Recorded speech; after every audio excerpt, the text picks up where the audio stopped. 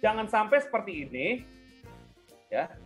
Kalau yang atas adalah forex trader, dimulai dari mungkin kita sederhana, ya mungkin dari sederhana ini lama-lama berkembang membuat trading plan, ya memiliki kematangan sampai profesional trader. Nah, kalau yang bawah, forex gambler bergaya seperti profesional, tapi menggunakan dasar pikiran yang spontanitas, ya, nggak punya bekal pengetahuan, ya, seolah-olah tuh profesional. Ciri-cirinya adalah di MetaTrader grafiknya itu penuh dengan indikator. Tapi baru mulai trading. Siapa di sini? Ayo.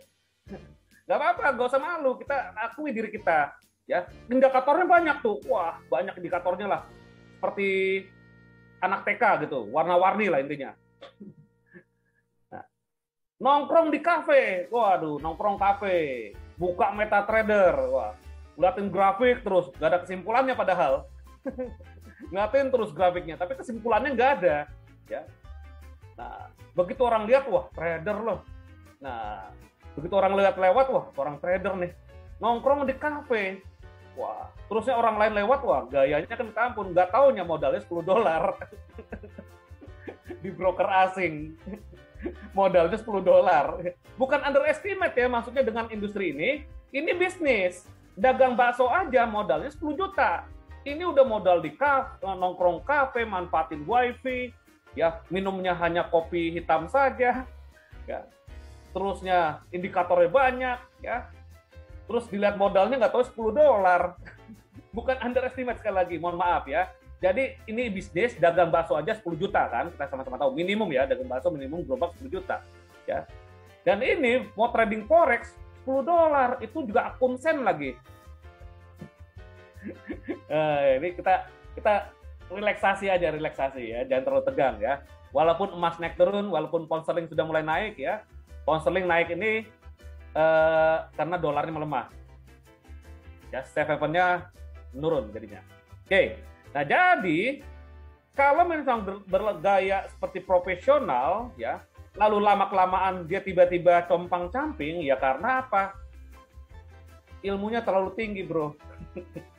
Ilmunya terlalu tinggi, jadi kita tidak bisa melewati dia gitu loh. Nah, jadi seperti itu ya.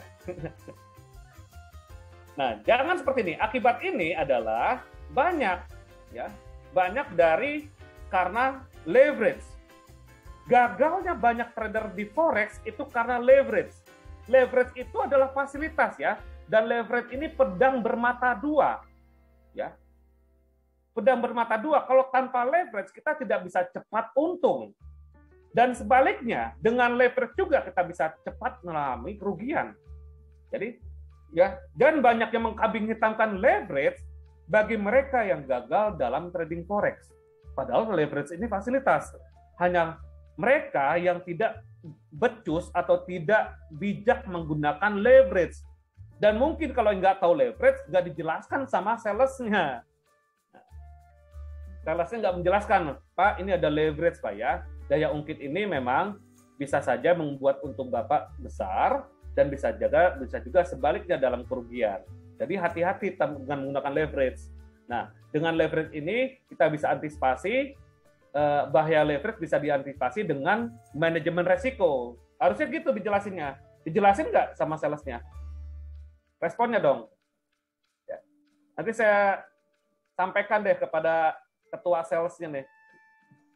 Dijelasin tidak, Coach. Oh enggak dijelasin. Nih broker mana dulu nih?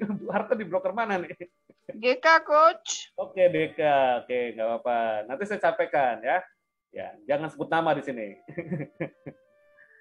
Nah, adanya leverage, tapi antisipasi leverage, bahaya leverage ada dengan manajemen risiko.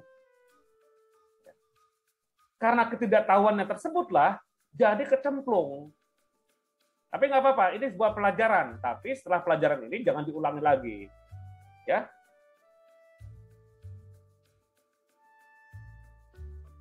Oke, Pak Roni.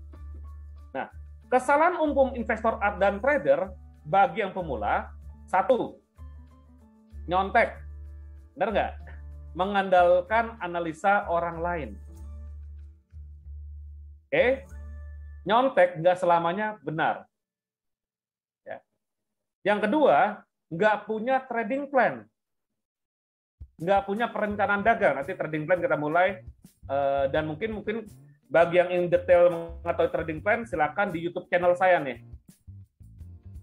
Saya sudah berbagi-bagi untuk cara menyusun trading plan. Sebenarnya simple ya. Nah, di YouTube channel saya ya. Nah, kemarin itu Pak Kadir Piringkanai dari Sulawesi, ini luar biasa memberikan jurus untuk price action-nya. Ini member saya nih ya. Dan ini member-member saya lainnya seperti Pak Dani, Pak Theo, lah ini Pak Jeffrey, dan juga banyak nih yang sudah menjadi mentor-mentor atau trader yang luar biasa.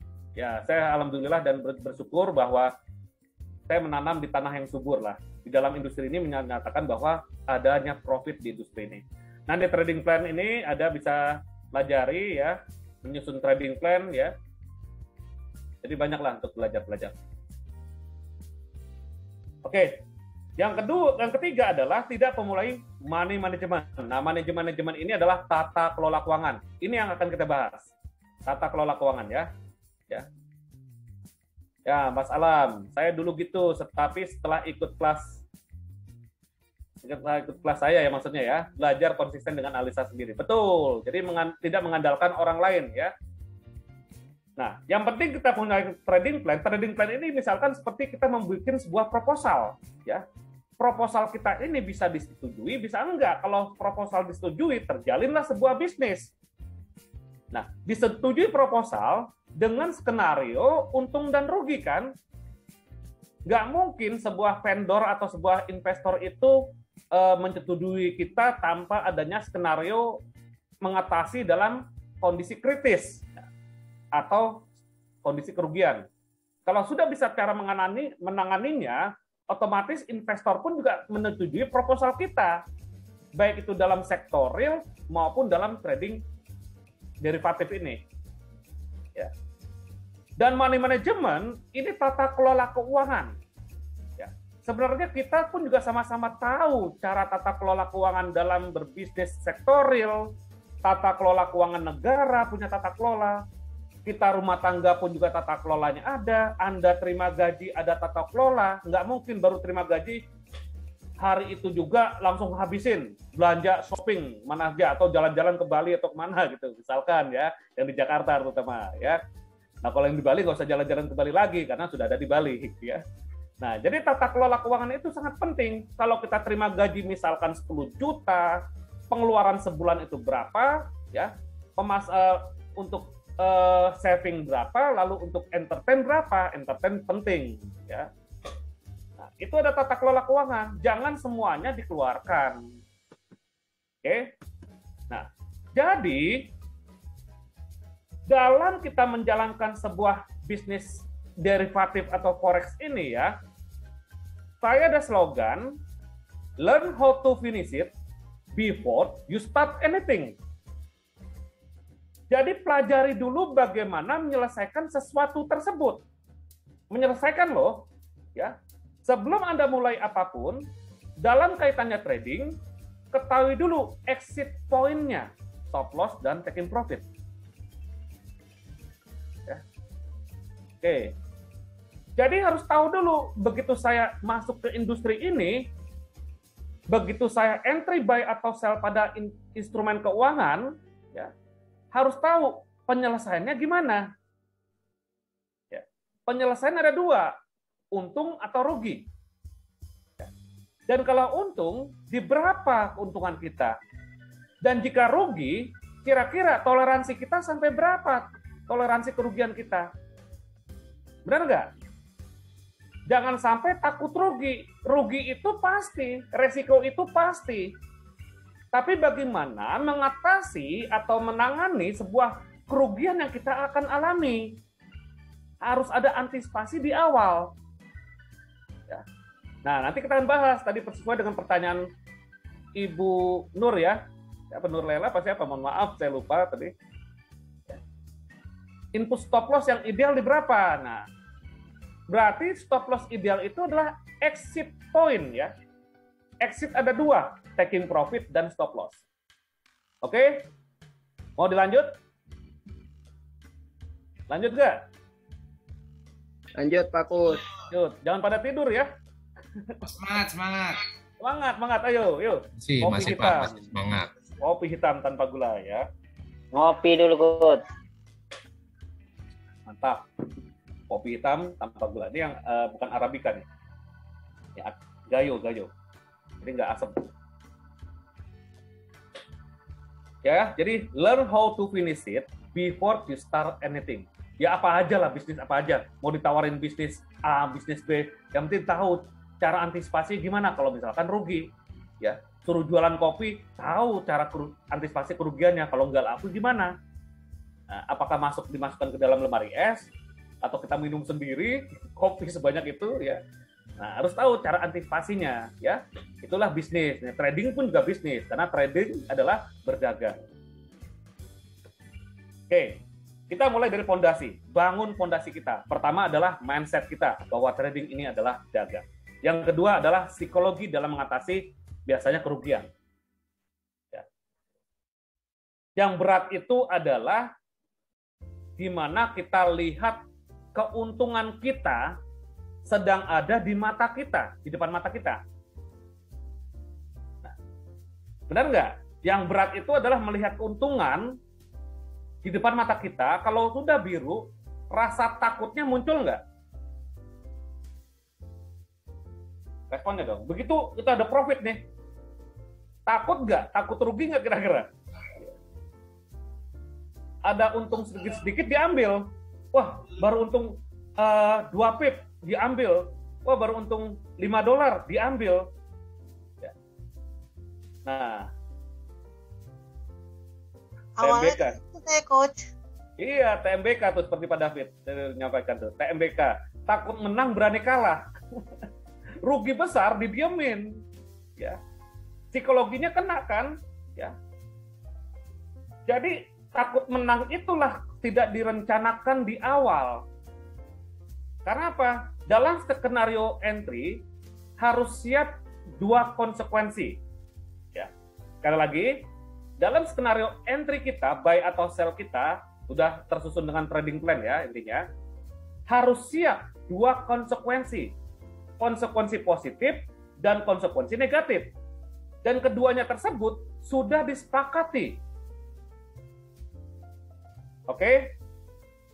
Karena kita analisa, walaupun tanpa analisa pun juga resiko pasti ada. Nggak ada yang namanya udah analisa jungkir balik pun juga dijamin profit katanya. Enggak, tetap ada resiko. Maka daripada itu, kita harus siap konsekuensi, 2 konsekuensi. Konsekuensi positif dan negatif. Agar kita merasa tenang dalam trading. Makanya kalau udah pasang SLTP, tak tinggal. Ya, betul gitu. Yang penting SL-nya itu udah sepakat ya. Udah sepakat toleransi kerugian. Walaupun kalaupun kena TSL pun juga memang sakit.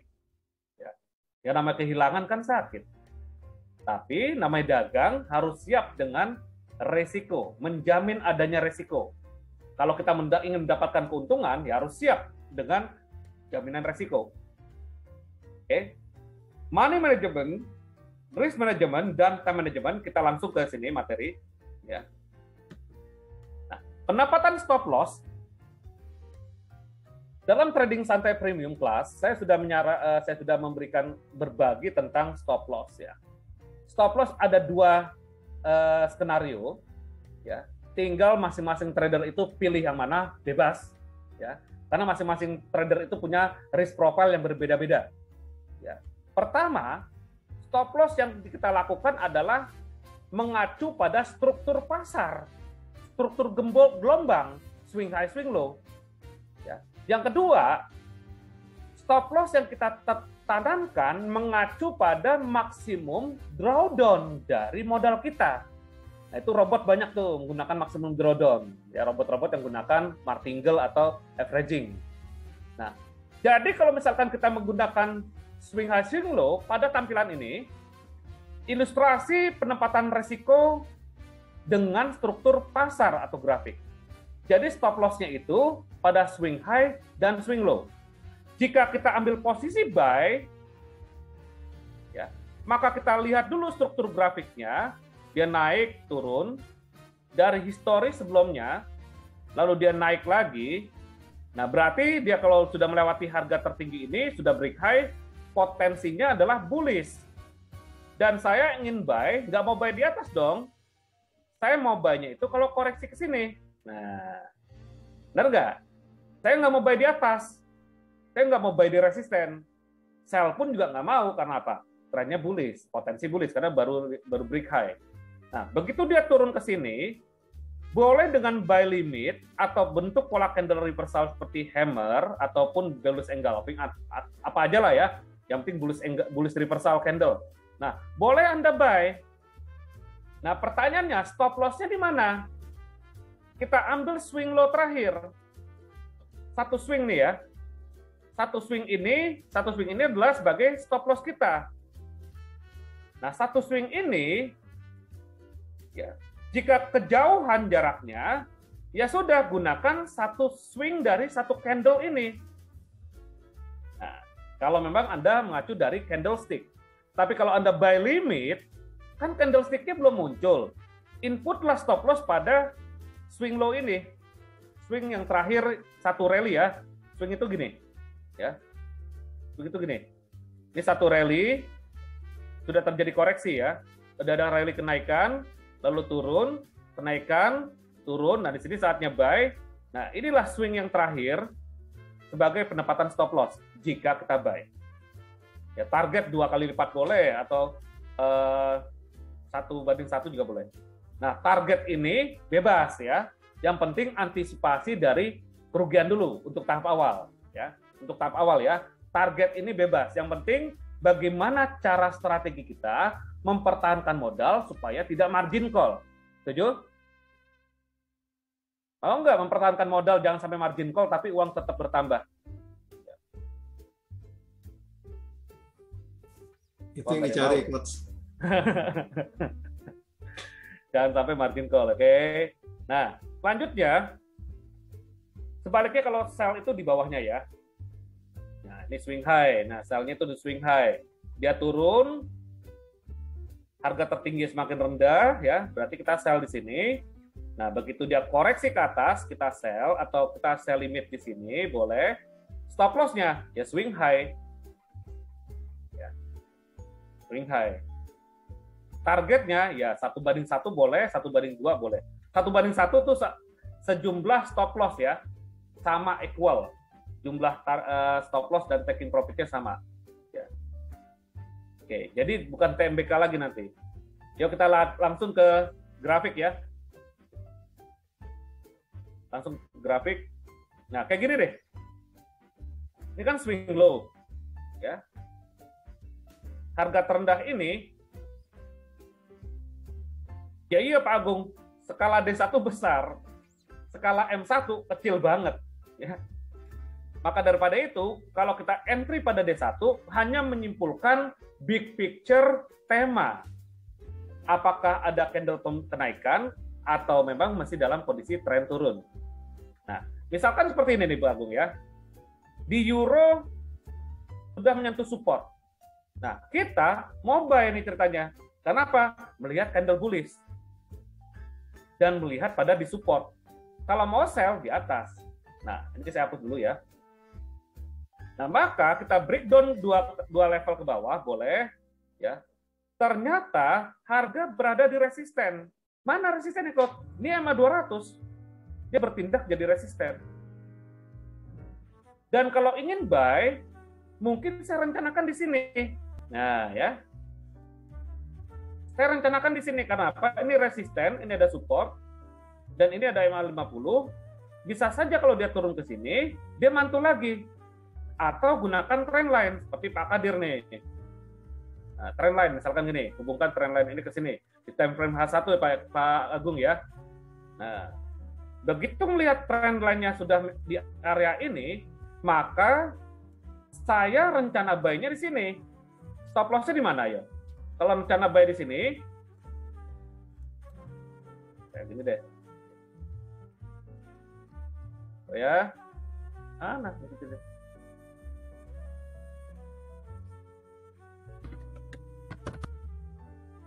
Rencana buy di sini, kira-kira stop loss-nya di mana?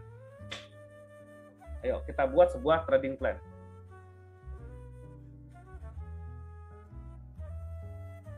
Oke, Pak Alam Jaya 11 di bawah trendline. Oke. Ini ya. Swing low ini kan satu swing ya. Ini satu swing ya. Kalau dia turun, buy area di sini, boleh di sini atau bisa di sini, misalkan dengan Fibonacci. Nah, begitu dengan Fibonacci,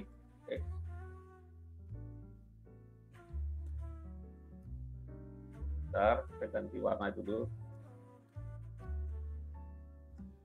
Bisa di sini 61,8%, bisa juga di sini nih. Ini ada resisten nih. Nih, puncak ini ya. Ini puncak ini dengan 50% Fibonacci. Boleh saja, nggak ada yang ngelarang kok. Ya. Nah, boleh saja di sini nih. Kalau dia turun ke sini, berarti stop loss-nya tetap di sini dong ya. Ini kan swing terakhir ya. Kalau misalkan dari sini ke sini berapa pip? Coba dari sini ke sini berapa pip? 54 pip. 548 poin, artinya 54 pip. Kalau 0,1 berarti $54 minusnya jika terjadi stop loss. Jika terkena stop loss. Nah, kira-kira $54 sepakat nggak dengan toleransi kerugian segitu? Ya. Nanti kan ada risk profile kan, money management. Ya. Nah, lalu kalau misalkan buy di sini, yang buy area ini ke bawah sini, anggaplah di sini, kurang lebih ada 31 pip.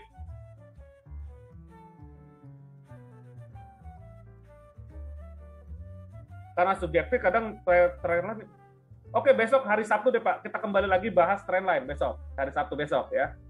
Supaya nggak subjektif, kalau Pak Agung sering menyaksikan, nanti akan terbiasa. Ya. Karena subjektif itu karena jarang dilakukan. Ya. Oke, jadi tariknya gini, low ketemu low. Nah, deket aja nih sini. Lihat ini aja. Nah, kalau dari sini ke sini kurang lebih ada 31 pip. Dan kalau 31 pipnya itu mengacu dari risk profile kita, ya ambil. Ya. Ya, jadi ambil di sini. Boleh sepakat buy di sini atau buy di sini. Yang penting punya ada rencana entry dan rencana exit. Ya. Daripada nggak ada rencana entry dan exit, ya, lalu bingung keluar di mana, terfloating terus-terusan, semakin tergerus, ya. Kalau untung bagus, ya selama Anda untung, misalkan Anda buy di saat bullish, itu namanya beginner luck ya. Nah, begitu keuntungan pertama, misalkan Anda untung buka akun belum belajar, Anda untung berkali-kali untung, kira-kira untuk coba untungnya lagi bisa nggak? Kan caranya nggak tahu di situ ya, karena belum memiliki sebuah konsep. Oke, ini untuk euro. Pound sterling. Nah, pound sterling, begitu dia satunya kita lihat ada potensi pin bar, nah ini potensi pin bar ya. Di H1 mungkin kita akan buy saat koreksi, karena dia akan menyentuh ini. Akan menyentuh ini ya. Nah, saat dia koreksi, kira-kira buy-nya di mana? Boleh di sini. Yang penting stop loss-nya di sini. Kita udah tahu nih, letak exit untuk kerugiannya itu di sini, di bawahnya ini. Ya. Oke. Dan antara entry kita sesuaikan dengan letak di mana stop loss kita. Dan letak jaraknya tersebut sesuai dengan risk profile kita. Oke. Oke. Bisa dipahami untuk swing high, swing low? Silakan bertanya. Bagi menentukan untuk stop loss pada swing high dan swing low. Swing low itu di bawah low untuk buy, swing high itu di atas harga tertinggi, manuver harga tertinggi, dan manuver harga terendah.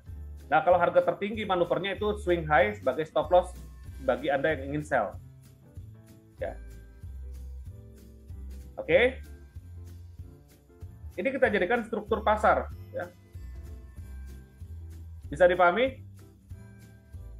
khususnya yang tadi Bu Nur yang bertanya. Jadi lebih utamakan pertanyaan ya. Oke, Pak Agung, terima kasih. Ya. Artinya kalau misalkan gini, kenapa kok pada swing high, swing low? Pertanyaan itu harus tanya dong, ya. Kok kenapa harus di situ stop loss-nya? Oke. Secara hukum ekonomi, dan hukum ekonomi itu bukan ilmu pasti ya, sekali lagi ya. Ilmu ekonomi itu ilmu sosial, pasar menentukan. Secara ekonomi, hukum ekonomi, jika swing low ini ditembus ke bawah, harga terendah ini ditembus ke bawah, maka harga akan coba menguji ke harga terendah yang lebih bawah. Daripada kita dibawa jalan-jalan ke bawah, ya maka kita cut dulu saat dia akan melanjutkan mencari harga terendah di bawah. Dan sebaliknya, kalau misalkan harga tertinggi ini ditembus oleh pasar, secara hukum ekonomi juga, dan sekali lagi, hukum ekonomi atau ilmu ekonomi ini bukan ilmu pasti, tapi ilmu sosial. Ya. Kalau dia tembus ke atas, maka berpotensi akan menguji harga tertinggi di atas. Daripada kita dibawa jalan-jalan sel ke atas atau ke puncak gunung, baiknya kita cut dulu, jangan sampai kita capek berjalan sampai atas. Itulah dasar saya, pemikiran saya pada swing high, swing low. Dan ini saya sudah terapkan dari tahun 2005. Ya, dari mulai belajar itu 2005 saya gunakan swing high, swing low. Bisa ya? Dan yang satu lagi, sangat mudah, maksimum drawdown. Maksimum drawdown ini Anda tentukan juga kira-kira 30% atau 50% dari modal Anda. Ini sangat simpel. Maksimum drawdown sangat simpel. Ya. Tapi harus komit ya. Komit kalau sudah turun 50% atau turun modal Anda 30%, ya udah cut. Karena terkadang manusia itu ragu-ragu. Begitu turun 30%, dapat informasi bisikan-bisikan halus, ya, maka udahlah, nggak apa-apa, ntar juga naik lagi. Misalkan ada posisi sell nih, sell kita turun 30% modal kita nih. Tadinya kita udah rencana mau cut. Begitu ada bisikan, oh Pak, jangan Pak, gini. Iya juga ya, ntar juga naik lagi. Lu buyarlah rencana. Nah, siapa tahu kalau naik lagi. Nah, itu Pak Heri. Kadang-kadang ada rasa menolak ya. Namanya manusia ya, punya hati dan punya pendapat. Tapi robot melakukan ini langsung cut.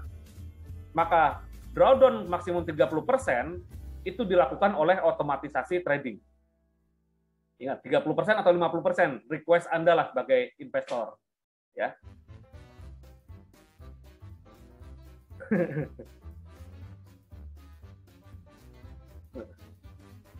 Pak Ahmad Hadianur, bagaimana ngatasi bisikan-bisikan itu? Ya berdoa. Sebelum trading itu berdoa sekali lagi. Ya, kan tadi sudah ada tahapan-tahapannya. Ya, sangat penting rohani itu untuk kita entry. Ya. Nah, kadang bisikan-bisikan itulah membuat kita keluar dari SOP. Nah, SOP itu takem ya. Tadi kan 8 cara itu adalah SOP-nya untuk kita aktivitas trading. Ya. Nah. Oke. Ini ya. Ini Anda nggak pakai stop loss, nggak masalah. Nggak pakai stop loss struktur ya. Nggak gunakan stop loss yang pertama ini nggak masalah. Misalkan swing high, swing low. Nggak lah, misalkan gitu. Wah, saya nggak cocok kok kalau swing high, swing low, sering kena. Ya udah, gunakan maksimum drawdown. Maksimum drawdown itu antara 30% sampai 50% dari modal. Harus sepakat. Jangan udah 30%, ntar juga kali aja naik lagi. Makin lama turun 50%. Terus punya pendapat lagi, makin lama turun lagi 70%, bahkan margin call.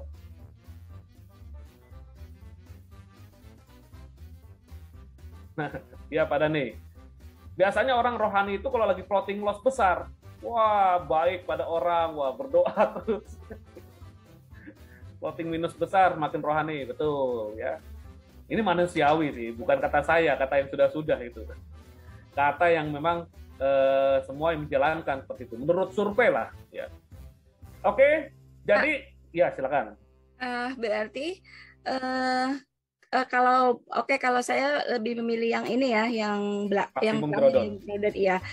Jadi pada saat kita mau ambil posisi, kita sudah perhitungkan dulu 30% dari modal kita untuk menentukan SL-nya gitu Pak ya? Betul, sudah sepakati. Tapi entry posisinya nggak asal-asalan tetap. Mengacu dalam strategi trading yang saya ajarkan. Misalkan gitu ya. Oke Pak, makasih Pak. Begitu entry, jangan lupa ya, antisipasi payungnya itu sangat penting. Bagaimana menangani di saat kerugian. Nah, itu yang terpenting dalam bisnis. Jangan asik saat untungnya saja, tapi bagaimana jika terjadi kerugian? Ya udah patokan aja 30%. Ya. Atau 50%, ya bebas. Kan masing-masing punya risk profile yang berbeda-beda, ya. Siap. Oke? Siap, Pak. Oke, sama-sama.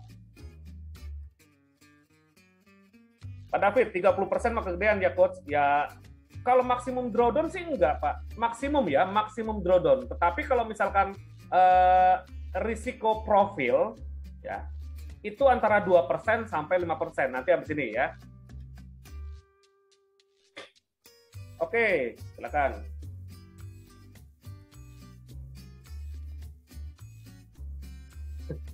Berdoa supaya candle sesuai keinginan. Ya, kalau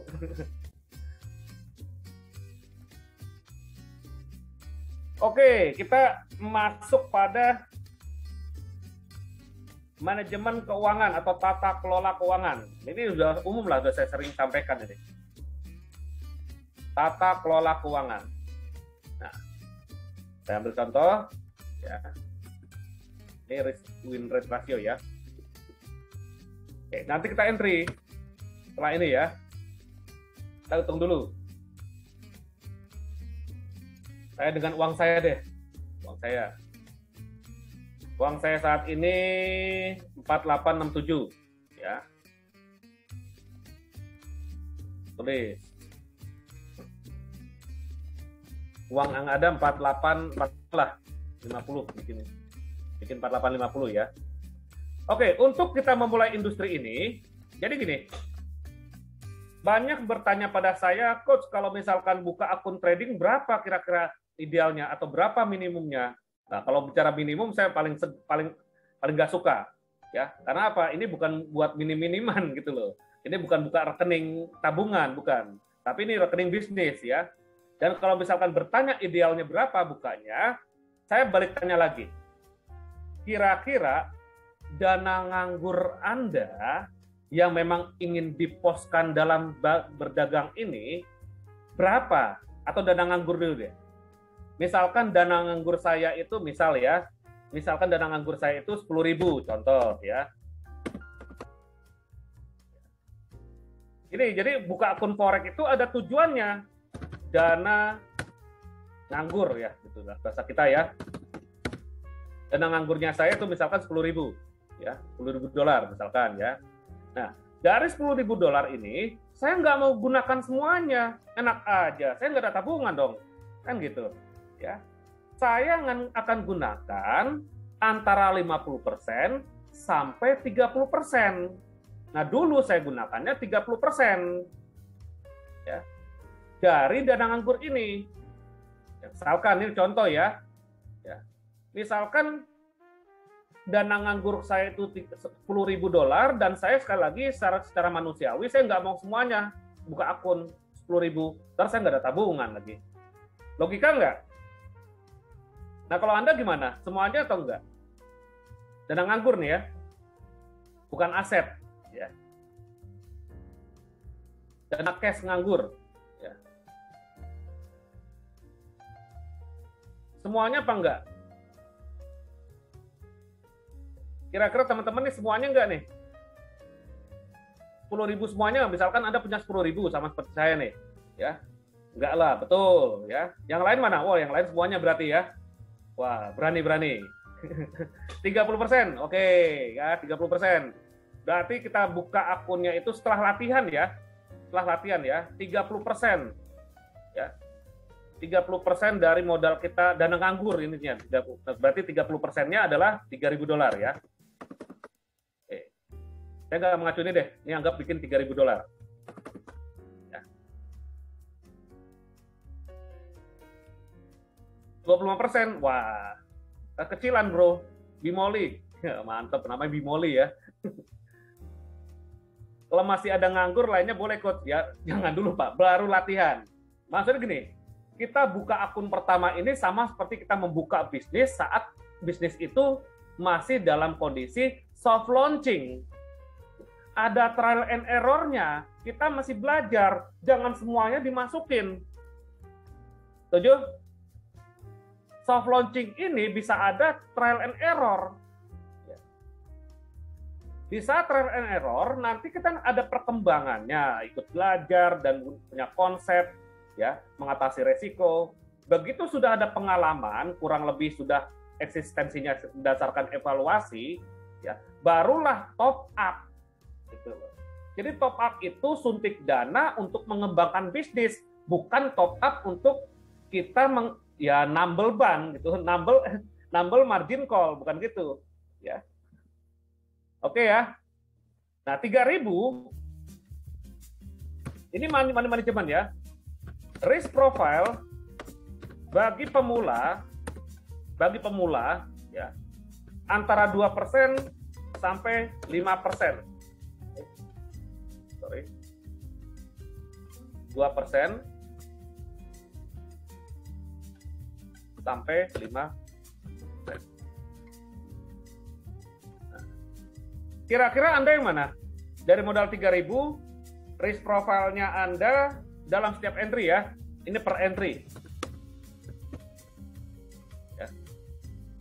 2% sampai 5% per entry, per klik. Ya.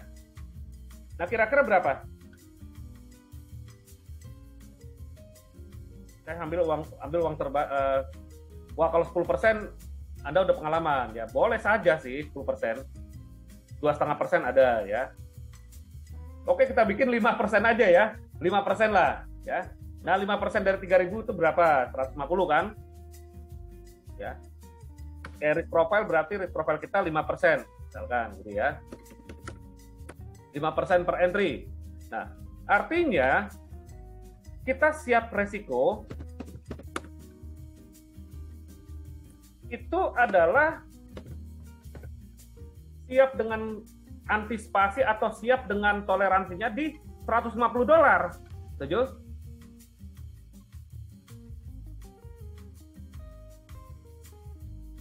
Ya. Setuju ya? Berarti $150 ya udah. Saya sepakat ya, $150 ya. Artinya kalau kena stop loss $150, saya nggak akan kejang-kejang gitu loh ya. Nggak akan aduh, nggak begitu, nggak lebay jadinya. Tapi udah sepakat, terburuknya kalau market nggak sesuai ekspektasi saya, ya udah, saya ruginya $150. Tapi saya akan mendapatkan keuntungan sama dengan $150. Oke. Dari $150, nanti kita langsung praktek ya. Anggaplah stop loss-nya itu 150 pip, karena rumusnya itu adalah risk profile dibagi SL dikali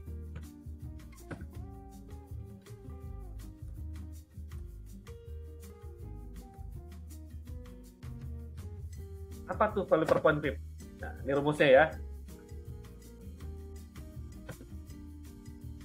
Nah,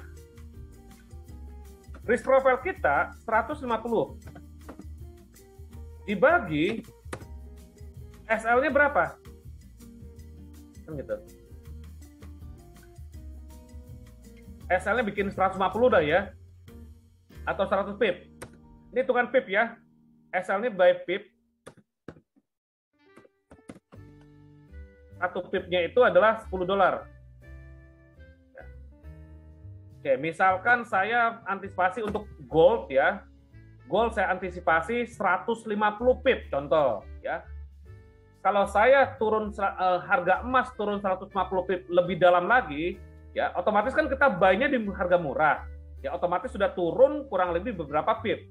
Dan saya batasi kerugiannya 150 pip, dikalau harga emas sudah turun 200 pip contohnya, dan saya batasi kerugian 150 pip, kan berat untuk dorong lagi ke bawah, kan? Oke, jadi ini potensi ya, potensi nggak selalu seperti itu. Nggak maksudnya harga emas itu bisa saja turun atau naik bisa 300 bahkan bisa lebih dari 300 pip. Tapi secara umum ya, pada dasarnya itu pergerakan range rata-rata per hari harga emas itu 200 pip per hari, range rata-rata. Kalau forex itu bisa bervariasi. Oke. Nah di sini 150 pip dikali 1 pip emas itu adalah $10. Nah berapakah dibagi, maka hasilnya adalah 0,15. Ini kan lot. Nah, jadi dengan modal Anda $3.000, ya ini $3.000, lalu risk profile Anda 5%, ya, berarti siap dengan kerugian itu $150, maka berdasarkan rumus ini, ya, kita hitung menjadi 100, kita hitung menjadi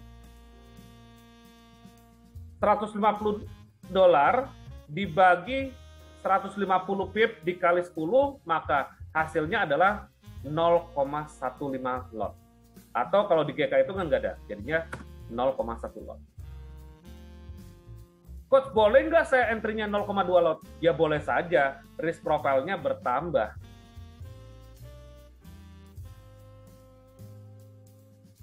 Ya. Jadi kita sudah mengidentifikasi batasan quantity lot untuk kerugian jika kerugian itu saya alami.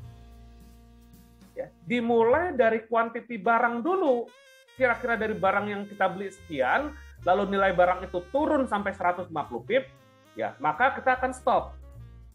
Ya. Kalau Anda ambil 1 lot bahkan 0,3 lot atau 0,5 lot, ya otomatis tidak sesuai dengan risk profile-nya. Coba hitung deh. Ya, otomatis kan di sini risk profile-nya harus besar. Dan siap kerugian skenario risikonya itu adalah bukan $150. Oke, ini bisa dipahami?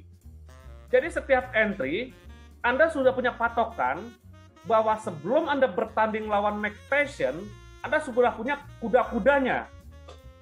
Jangan sampai kuda-kuda kita itu nggak kuat, begitu dipukul oleh McPassion, ambruk kita. Kita hanya sibuk nyerang aja, sibuk nyerang, scalping atau copi-copi. Begitu pasar menghantam, bingung cara bagaimana mengatasi kerugian. Tapi dengan seperti ini, Anda sudah punya patokan kuantiti barang dulu, ya. Maka kalau ingin saya memulai suatu bisnis, misalkan cabai, walaupun tetangga saya sudah 2 tahun berindustri cabai, bisnis cabai, ya, tetangga saya sudah 2 tahun, 4 tahun, ordernya itu 200 kilo. Dan saya baru pemula bisnis cabai, ya, apakah saya langsung 200 kilo? Ya enggak. 20 kilo dulu deh. Rencana dari terkecil dulu. Supaya apa? Kalau nangani masalahnya ini mudah dan tidak stres. Daily average untuk euro berapa pip? Ya kurang lebih 60-70 pip. Kalau kita set stop loss 15 pip, berarti OP 1 lot dong. Ya iya, sekarang 1 lot itu pasti benar nggak? Dari OP-nya. Nah gitu ya. Nah sekarang ini kan risk and reward ratio. Ya. Dan bagaimana untuk menyusun strategi kita dengan risk and reward ratio ini? Nah, maksudnya gini, kita bandingkan antara winning rate dengan risk and reward ratio. Ini yang terputus apakah gimana ya? Karena ini hal yang penting loh. Ya. Oke, kita masuk ke win rate. Kita punya strategi, boleh. Kita punya cara-cara trading itu boleh dengan cara apa saja. Tapi kita hitung lagi. Strategi kita ini win rate-nya itu berapa persen? Dan risk reward rasionya itu berapa persen kita atur? Risk reward itu 1:1, 1:2 ya. Nah, dari lot-nya itu udah kita tentukan. Lot yang setiap saya transaksikan adalah 0,1 contoh. Karena saya siap resiko 5% dari setiap entry. Dan itu harus disiplin. Terkadang manusia itu nakal. Bandel-bandelnya ada. Manusia coba-cobalah, udahlah. Kali aja ntar balik lagi. Ya itu banyak ahnya itulah. Akhirnya banyak oknum-oknum menggunakan robot trading itu memanfaatkan ahnya Anda. Karena Anda nggak disiplin. Benar nggak? Jadi begitu Anda banyak ahnya, akhirnya cari alternatif jalan pintas. Oh, ternyata ada yang nawarin robot atau ada yang nawarin copy trade yang menjanjikan keuntungan, resikonya nggak dibicarain. Nah, dan itu kita udah belajar, tahu quantity lot yang kita akan kelola berdasarkan risk profile ya. Lot ini sekali lagi bukan maunya saya, tapi maunya risk profile kita. Misalkan Anda punya uangnya gitu loh. Karena masing-masing risk profile beda-beda. Anda 10%, silakan hitung 10%. Ya, berarti skenario-nya siap rugi $300. Ya, kira-kira dari $300 tersebut berapa lot kita gunakan? Benar kan? Nah, lotnya itu nggak sembarangan. Sama seperti misalkan Anda dagang warteg, ya, dagang makanan. Punya modal misalkan untuk masak 1 juta. Apakah 1 jutanya itu Anda berikan tempe semua? Ayo. Anda dagang warteg nih, modal untuk masak 1 juta. Apakah 1 juta itu tempe semua? Ya tidak kan? Berapa persen untuk ini? Ya, artinya sudah ada tata kelolanya.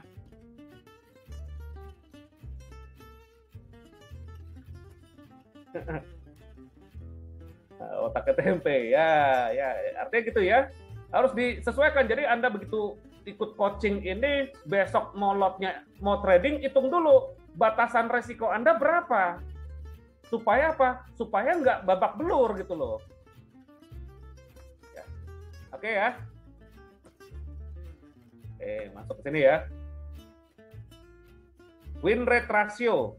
Nah, win rate ratio itu adalah rasio perbandingan antara keuntungan dan kerugian dalam jangka waktu tertentu secara konsisten. Jadi kalau misalkan Anda terima suatu strategi sistem, ya, misalkan dapat nih strategi sistem dari A, B, C, misalkan. Nah, Anda kalkulasi dulu 1 bulan itu berapa kali untung dan berapa kali profit. Jangan sampai Anda ikut coaching dari seseorang atau ikut coaching saya, begitu nyoba metode tersebut dan saat itu kena stop loss, jangan disimpulkan itu sudah gagal. Metode itu nggak akan disalahkan. Karena metode-metode ataupun sistem apapun, ya, itu nggak akan sia-sia tanpa ada money management. Ya. Dan ini bagian dari money management adalah win rate ratio. Kalau misalkan sekali 2 kali kena stop loss, ya boleh evaluasi ke saya atau evaluasi ke yang membuat sebuah strategi sistem, dan jangan langsung baper. Ini baru 2 kali, bro. Tinggal hitung dulu akumulasi 1 bulan. Maka daripada itu, butuhnya forward test di demo akun. Tes apa? Tes strategi sistem dan tes mental. Jadi demo akun itu buat latihan untuk membentuk background kita untuk kita nanti real akun gitu loh. Maka demo akun itu digunakan sebaik-baiknya. Bukan demo akun itu Anda gengsi karena uang-uangan, lalu Anda klik-klik seenaknya, itu udah salah. Kelebihan derivatif ini ada demo akun yang harus kita latih diri kita. Latih background kita trading, melatih konsepnya, melatih money management, ya. Nggak ada sektor itu demo akun, nggak ada. Saham pun juga, saya trading saham, nggak ada demo akunnya. Kelebihan derivatif ini ada demo akun. Maka kita manfaatkan sebaiknya. Nah, misalkan 1 bulan itu kita berhasil hanya 50 kali atau 50%, nah berarti kalau kita ingin menghitung keberhasilan, ya, harus ada yang diubah, yaitu risk-reward rasionya. Perbandingan resiko dengan reward itu harus diubah. Ya. Dan kalau misalkan di sini kita lihat, dari risk and reward ratio 1:1, artinya stop loss-nya sama dengan taking profit, misalkan stop loss-nya 50 pip, TP-nya 50 pip. Lalu win rate Anda atau strategi Anda 1 bulan atau sudah dihitung berdasarkan waktu 50-50. Ya. Maka hasilnya pun juga 50-50. Ya. Oke, tapi ini minimum boleh. Dan saya ada software Excel yang memang menghitung dengan risk and reward ratio 1:2, 2:1, 1:1. Maksudnya gini, 1:2 itu adalah risk-nya dulu ya, resikonya 1, reward-nya 2 kali lipat. Misalkan risk, pokoknya yang depan ini 1 atau 2 ini yang di depan itu hitungan stop loss kita. Ya, hitungan stop loss. Artinya kalau stop loss-nya itu misalkan 30 pip, reward-nya 60 pip, nanti hasilnya profit atau enggak. Dan diukur juga dengan success ratio Anda. Success ratio itu adalah win rate ratio, winning rate-nya. Dan success ratio itu harus diuji selama 1 bulan. Ya. Oke, kita coba di sini. Misalkan stop loss kita itu tadi ya 150 pip ya. Targetnya ya 150 pip juga boleh. Ya.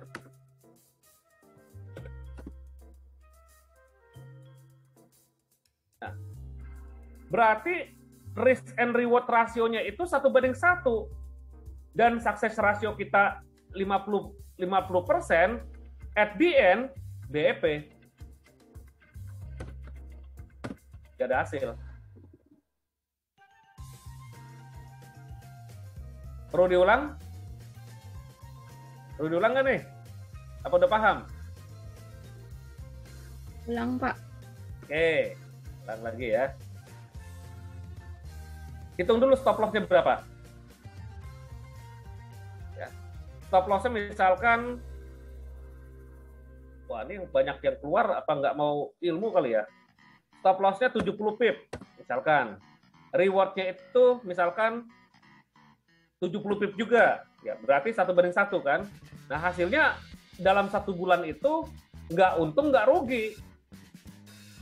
Dengan success ratio-nya ini gini, success ratio itu adalah winning rate-nya ya, winning rate di mana keuntungan dan kerugian itu selama 1 bulan 50-50, 50 kali berhasil, 50 kali gagal atau 50% antara kegagalan dan keberhasilan. Nah, setelah dihitung, kalau metode kita seperti itu, kita nggak akan profit, akan BEP. Oke, tapi kalau reward-nya kita naikkan, misalkan reward-nya itu kita bikin 100 pip lah. 100 pip, maka 1 bulan dengan metode 50% ini, ya, 50% berhasil, 50% gagal, kita akan mendapatkan untung 1.500 profitnya. Dengan kalkulasi reward-nya 100 pip, dan risk-nya itu adalah 70 pip. Kenapa pip? Ya hitungan forex. Kalau misalkan amount atau tergantung lot-nya berapa lot. Ya, misalkan kita 0,1 lot ini, berarti hitungan $70 dengan $100. Oke? Nah, jika memang metode kita itu gagal, hanya 30% saja berhasil, ya, maka kita harus naikkan reward-nya. Misalkan stop loss-nya itu kita di angka 150 pip. Nah, reward-nya itu kita naikkan. Misalkan 300 pip. Nah, ada hasil. Oh, masih minus ya. Karena metodenya ini 30% segala keberhasilannya. Berarti ini harus kita naikkan lagi. Kita naikkan jadi 450 pip. Nah, baru hasil. Atau 400 lah. Nah, baru ada hasil. Dilihat ininya ya, hasilnya ya. Tergantung dari sukses ratio Anda. Nah, sukses ratio itu harus diobservasi selama 1 bulan, kurang lebih berapa kali profit, berapa kali loss, ya, dari metode yang Anda jalankan. Jadi Anda punya suatu konsep. Konsep saya ini bisa membuahkan hasil sekian persen sebulan, ya. Keberhasilannya, tingkat probabilitas keberhasilannya ya. Untuk melatih kedisiplinan lah, ya. Oke. Saya ulang lagi sini, di mana winning rate itu adalah tingkat keberhasilan dari entry kita, entry exit kita, dengan resiko yang kita rasiokan. Antara resikonya berapa pip, rewardnya berapa pip. Kalau 1:1 berarti antara resiko dan reward sama, antara SL dan TP sama jumlahnya. Dan semakin kecil tingkat winning rate Anda, ya, perhatikan ya. Semakin kecil winning rate Anda, winning rate ini adalah metode yang Anda jalani. Konsep yang Anda jalanin itu adalah tidak 100% benar dalam 1 bulan. Ya. Misalkan 20% ya. Berarti kalau 20% naikkan lagi, reward-nya menjadi 4. Oke? Dan kalau misalkan hasilnya itu 30-an%, ya udah 1:2. Oke, kalau kejauhan, misalkan gini. Misalkan SL-nya berapa? SL-nya misalkan 30 pip, coach. Nanti berarti stop loss-nya itu bikin 60 pip atau bikin 50 pip, contoh. Nah, maka hasilnya risk-reward rasionya 3:5. Dengan hasilnya ada hasil, nggak BEP. Mau ini nggak kira-kira nih softwarenya? Kira-kira perlu nggak sih? Oh, Kalau nggak mau perlu ya? banget, Coach. Oh. Mau banget. Kalau nggak mau, saya nggak kasih. Mau Pak. Materi ini mau dikasih nggak nih, materi ini? Mau. Mau, bagus. Oh, di pertanyaan nih, kalau intraday rasio 1:3 nggak berat ya, Coach? Ya, nggak juga. Nanti artinya dimulai dulu lah. 1:3. Ya. Kalau misalnya itu kan rewardnya udah kita naikin, tapi nggak tercapai, itu gimana tuh Pak? Ya nggak apa-apa. Ada minimum TP. Nggak masalah. Yang penting keluar dalam kondisi profit. Nah, nggak masalah. Namanya baru belajar, misalkan gini. Ini kan kayak dagang ya.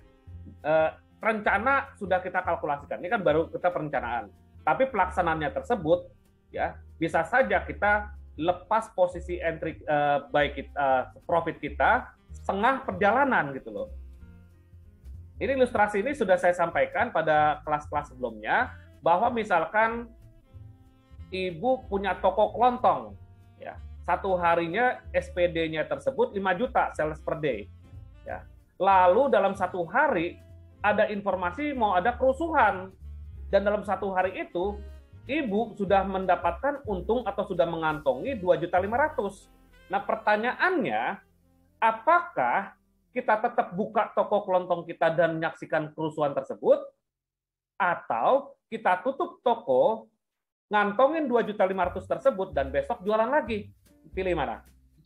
Tutup. Ya itu. Fleksibel aja, yang penting itu case by case kan. Ya. Amanin dulu profitnya, kantongin dulu yang ada. Misalkan gini, dalam trading, sudah ada profit kurang lebih 30 pip lah. Targetnya kan 60 pip. Ya. Di dalam perjalanan tiba-tiba menjelang berita nih. Ada berita, Ibu tahu nih, ntar jam 3 ada berita Eropa. Ya. Nah, ada berita Eropa. Ya udah deh, daripada berita itu ganggu dagang saya, lebih baik saya keluar dulu. Nanti masuk lagi setelah berita. Kan gitu. Ya. Atau begitu 30 pip nyentuh resisten, nyundul-nyundul di resisten, ya. Bisa saja resisten itu menghalang ke atas, maka kita ambil dulu keuntungan tersebut, kantongi, besok jualan lagi. Nah, itu case by case dari suatu kondisi. Karena sekali lagi, trading ini bukan ilmu pasti ya, ilmu sosial ya. Bisa skenario itu pasar dan kita harus fleksibel terhadap pasar. Penentuan TPSL berdasarkan perhitungan RR atau melihat support resisten kok. Acuan dari SLTP. Misalkan gini, bagus Pak Roni pertanyaannya. Misalkan gini. Kita contoh ya. Misalkan saya coba ambil kesimpulan D1 pound sterling ya. Nah, pound sterling saya belum ambil buy ya, karena ini belum pin bar-nya belum selesai. Ya, pin bar-nya ini belum selesai. Kalau ada pin bar mungkin saya ambil buy. Kenapa buy di sini? Coba kita lihat. Ini ada resisten become support ya. Lah, ambil di sini ya, areanya ya. Bisa di atasnya, bisa di sini. Namanya area ya. Oke. Oversold ya. Ini hati-hati nih. Kita lanjut turun soal pound sterling. Tapi dia naik dulu maksud saya gitu. Nah, D1-nya jika ada pin bar, misalkan D1 ada pin bar nih ya. Ingat risk profile kita tadi berapa? Berarti ke emas ya. Tadi ilustrasi 150 pip. Kita masuk ke emas deh. Nah, saya kosongkan dulu.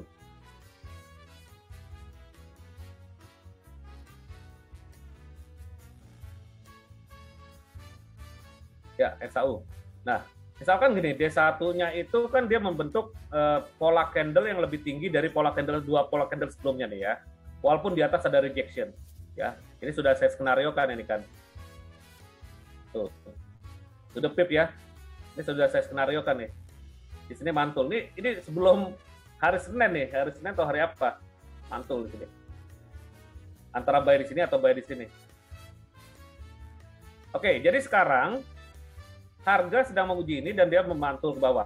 Oke, berarti skenarionya adalah ini potensi koreksi. Kita minta stokastik akan ada potensi apa yo nih? Ayo, ada yang tahu nggak? Stokastik apa nih?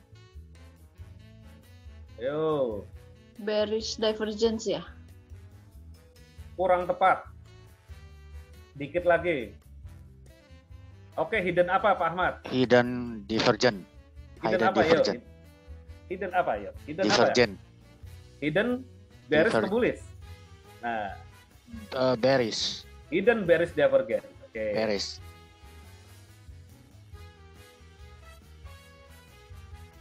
Ya, puncaknya semakin rendah, stokastik semakin tinggi.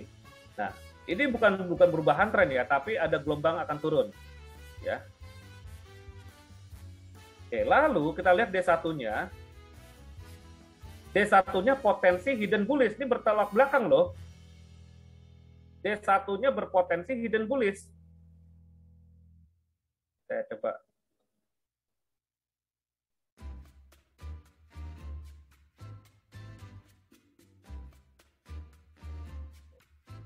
Dan nanti enggak ini.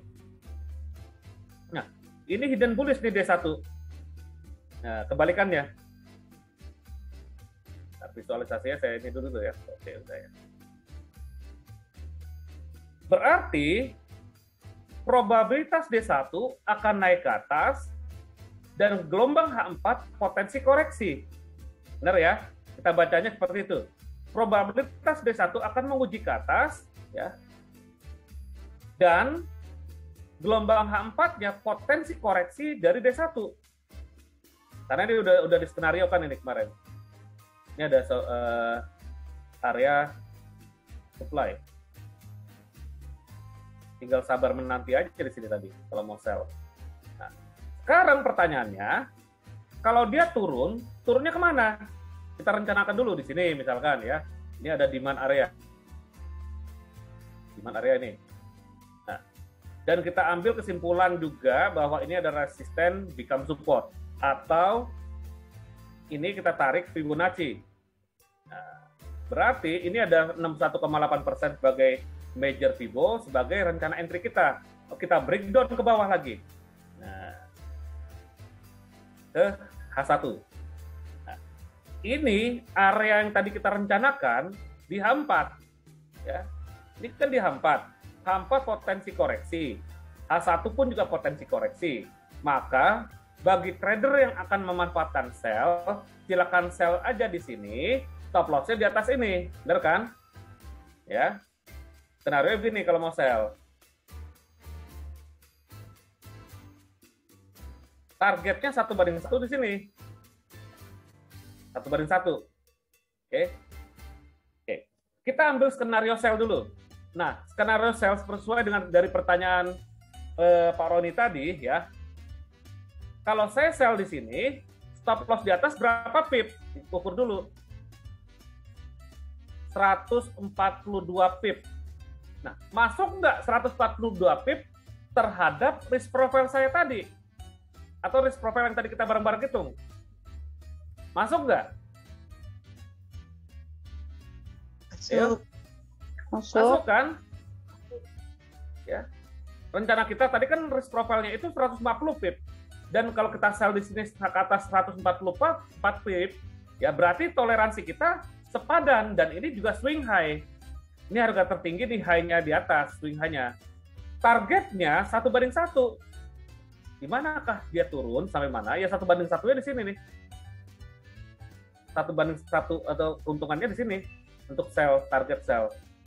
Nah, kalau harga turun ke sini, lepas sell kita balik badan untuk buy. Nah, atau dengan adanya trendline juga boleh di sini, misalkan trendline sini. Sebagai target ya, untuk pendukung support maksud saya gitu. Ini kan support trendline, ini support dari Fibonacci ya. Jadi kalau harga ke sini, ya udah lepas dulu walaupun belum tercapai target. Bisa dipahami? Kalau kita dukung dengan trendline, dengan ada confluence dengan Fibonacci, berarti kalau harga ke sini kelihatan susah tembus, ya udah amani dulu keuntungan yang kita ada, kantongin dulu. Nanti entry buy lagi saat dia balik lagi ke atas. Nah, poinnya adalah sesuaikan dulu entry kita dengan stop loss kita, penepatannya. Kalau terjauhan, misalkan kejauhan, ya berarti nawar. Nawar di mana? Nunggu sell lagi di atas kalau ingin sell. Ya. Kalau misalkan kejauhan nih, nggak masuk dalam risk profile kita, oh ya udah deh, saya nunggu sell yang di atas ini saja. Nggak apa-apa, saya tawar. Ya, artinya yang penting jangan sampai uang saya rugi besar. Betul. Karena kita harus siapkan sekuensi yang bisa kita toleransikan. Jangan sampai kita konsekuensi tersebut nggak sesuai dengan kita toleransi kita dalam mengatasi kerugian. Bahaya. Karena bisa saja menyalahkan industri ini dan lain-lain. Kok saya nggak mau sell? Ntar dulu, saya nggak sell, saya akan buy di sini. Ya, ini masih market emas ini masih dalam kondisi bolak-balik kok. Belum ada penentuan buyer pegang emas atau enggak. Ya. Karena D1-nya pun juga belum closing, ya, belum ada kesimpulan, ya, masih sideway ya. Oke, kita masuk ke mata uang lain. Contoh, nah ini tadi kita diskusi sama Pak Heri nih, ya. Di sini ada support become resisten, nah ini mantul kan, ada mantul, tapi belum selesai D1-nya, ya, artinya sellernya masih kuat. Nah minyak juga sama nih, mother bar-nya udah jebol, mau kemana dia akan menguji? Ya kalau misalkan dia akan turun ya ke sini, nih, ya sini. Oke, lalu saham, kita coba ngecek saham dulu, ya. Nasdaq, mantul ke atas kan, Dow Jones tadi dibawa ke bawah, ya. Mantul ke atas. Ini karena ada pandemi aja nih. Tapi Facebook, ya smart Facebook, gimana? Facebook ada naik nih itu. Johnson gimana? Nah, tidak terlalu signifikan, ya. Naikannya. Netflix gimana? Coba Nike ya. Coba Nike. Karena malam ini adalah ada nggak Nike.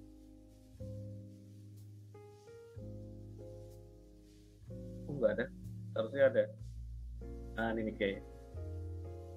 Nikkei, oh, naik tuh, ya. Sepatu, orang bondong-bondong beli sepatu diskon loh di Amerika, ya. Oke, Mbak Ina, terima kasih banyak semuanya. Oke, jangan lupa, oh ya materinya saya belum kirim ya, pulang aja dia. Materinya saya kirim dulu ya, sekaligus ini. Jangan pulang dulu, saya belum kirim materi. Nah, mau kirimnya ke channel ini atau ke channel Telegram nih? Bentar, saya kirim dulu dari materi ke sini. Materinya sama ini belum saya kirim, waduh.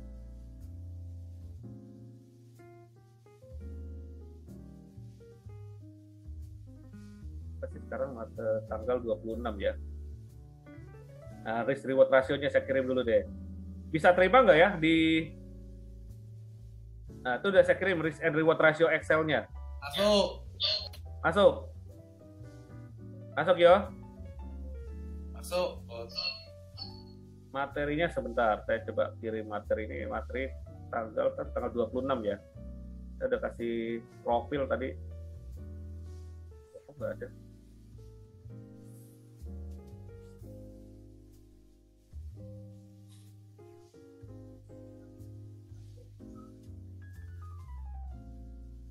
Oh, ini dia. Materi tanggal 26. Yang lain masuk nggak? Telegram belum, Pak. Telegram belum ya? Telegram ya, nanti Telegram terakhir deh. Oke, kalau misalkan kesulitan, ke Telegram boleh nih.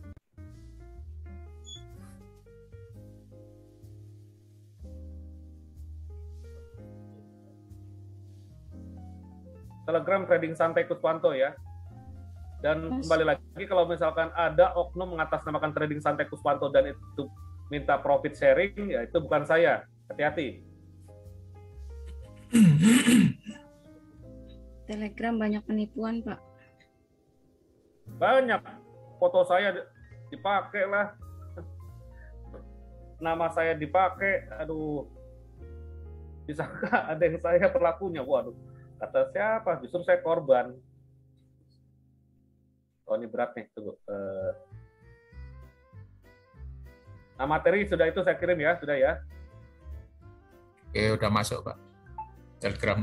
Oke, sudah masuk. RR-nya juga mau masuk ya. Nah, RR-nya gini, cara nginputnya. Yang penting kita coba menguji stop loss dan taking profit. Yang risk reward ini jangan diutak-atik. Ini udah rumus maksudnya ya. Yang kita ganti ini warnanya boleh Anda ganti, boleh lah. Ini karena saya buatnya dadakan. Ya. Ini, dan ini. Sukses rasio Anda berapa persen selama 1 bulan. Ya. Nah, nanti akan menghasilkan apakah positif, minus, atau profit. Dan yang ini juga sih sama nih, ada dua tabel ya. Dua-duanya sama sih. Ya. Misalkan risk reward Anda ini bulan pertama, bulan kedua ya. Nah, ini sebagai jurnal ya. Misalkan risk reward Anda itu dalam setiap trading, maksud saya ini bukan bulan ya, sorry. Ini adalah hitungan setiap entry. Ini secara akumulasi, ini setiap entry. Nanti Anda akan tahu kurang lebih success rate-nya berapa persen. Misalkan resikonya 30. Ini berarti 1 banding 2, berarti sukses rasio Anda saat entry itu 33% sukses rate-nya. Dan selama 1 bulan, hitung lagi berapa persen. Nah, itu tinggal hitung-hitungan aja. Yang ini jangan diganti nih ya, ini rumus. Subtitle text ini rumus. Ya, semoga bisa ada manfaat ya untuk teman-teman. Wih, ini baru buka ya Nike ya.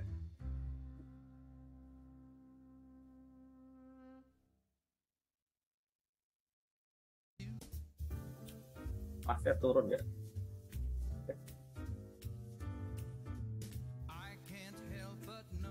Ya, ini sesuai apa yang kita diskusikan tadi ya Pak Heri ya.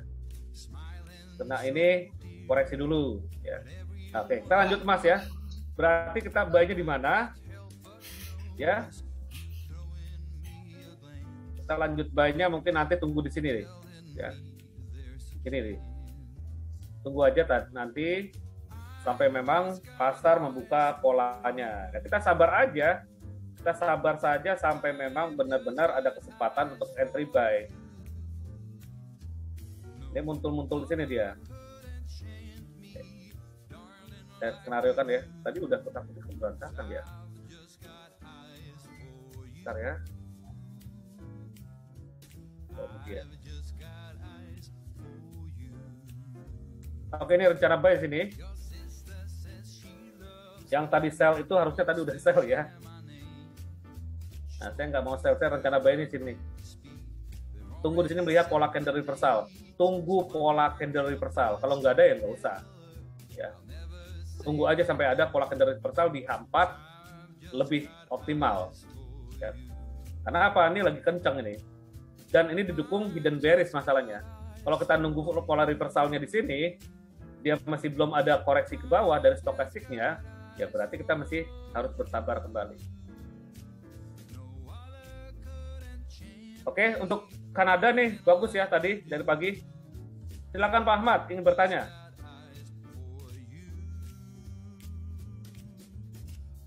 Judul lagu background, oh oke. Saya pikir apa?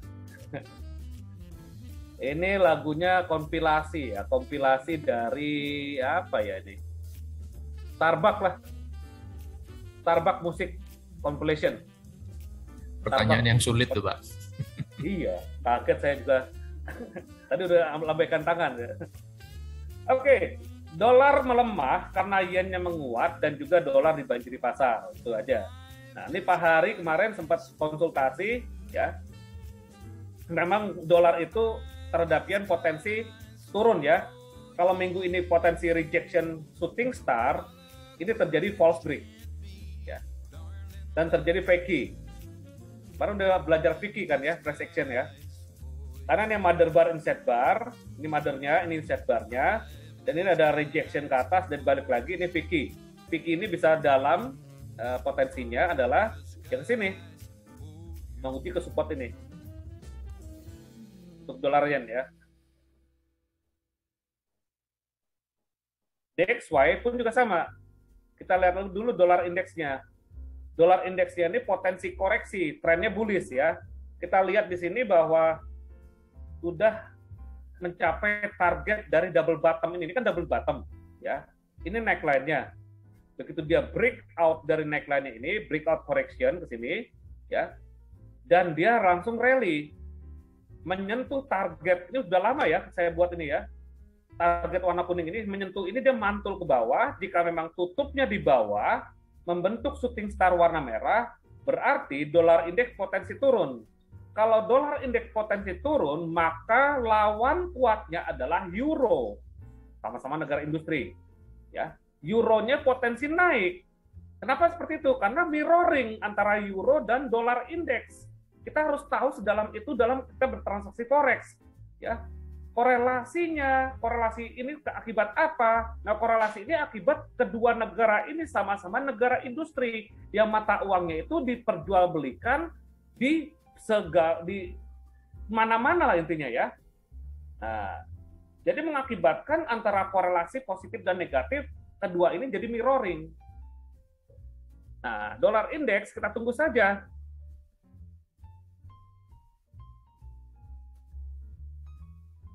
IDX composite loh. Maksudnya indeks dolar maksudnya ya. Iya coach, salah. Indeks dolar. Kalau composite saham kan? IHSG. DXY kali ya, betul. Indeks Indonesia Derivative Exchange atau Bursa Indonesia. Lihat composite IHSG. Kita nggak bahas saham ya. Kemarin kita bahas saham kemarin. Ya. Saya juga tadi beli ini juga Bank Bukopin ya. Kolek aja sih, kolek. Karena untuk jangka panjang. Oke, jadi gitu ya. untuk trading kita harus lihat juga korelasi antara dua mata uang. Emas pun juga sama. Kan emas saya sudah sampaikan bahwa emas ini punya dua kepribadian. Dia memiliki karakter safe haven dan juga dia memiliki korelasi negatif dengan dolar. Karena emas dibanderol dengan dolar sama seperti Bitcoin. Nah, kalau dolarnya menguat akibat karena demand yang besar, emas akan berpotensi turun. Tapi kalau misalkan dolar menguat karena safe haven, dua-duanya bergerak sama. Karena emas juga berperan sebagai safe haven. Nah, begitu safe haven melemah, maka emas pun juga sama, satu arah dia dengan dolar. Oke, ada pertanyaan? Ini dolarnya bagus ya. Lihat lagi rejection-nya deh, kuat sekali.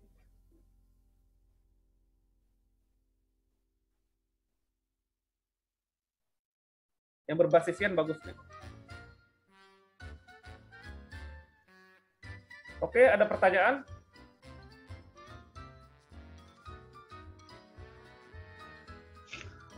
Untuk pertanyaan untuk yen, Coach, Terhadap USD atau terhadap apa?